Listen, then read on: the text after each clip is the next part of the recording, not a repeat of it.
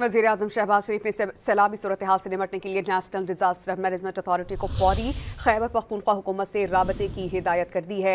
वज़ीर-ए-आज़म शहबाज शरीफ का chairman NDMA से राबता हुआ। वज़ीर-ए-आज़म ने लेफ्टिनेंट जनरल इनाम हैदर को फौरी तौर पर खैबर पख्तूनख्वा हुकूमत से राबते की हिदायत जारी की हैं। वज़ीर-ए-आज़म की खैबर पख्तूनख्वा की सैलाबी सूरत हाल में इमदादी कार्रवाइयों में तेजी का हुक्म दिया गया। वज़ीर-ए-आज़म ने कहा कि मुतासर अफराद की मदद और बचाव के लिए तमाम तर वसाइल इस्तेमाल किए जाएं। खैबर पख्तूनख्वा हुकूमत के साथ मिलकर इमदादी कार्रवाइयों को आगे बढ़ाया जाए। वज़ीर-ए-आज़म शहबाज शरीफ ने सैलाबी सूरत हाल से निपटने के लिए नेशनल डिजास्टर मैनेजमेंट अथॉरिटी को फौरी खैबर पख्तूनख्वा हुकूमत से राबते की हिदायत जारी कर दी हैं। वज़ीर-ए-आज़म शहबाज शरीफ ने चेयरमैन NDMA से राबता किया है। वज़ीर-ए-आज़म ने लेफ्टिनेंट जनरल इनाम हैदर को फौरी तौर पर खैबर पख्तूनख्वा हुकूमत से राबते की हिदायत जारी की। उन्होंने खैबर पख्तूनख्वा की सैलाबी सूरत हाल में इमदादी कार्रवाइयों में तेजी लाने की हिदायत जारी की हैं।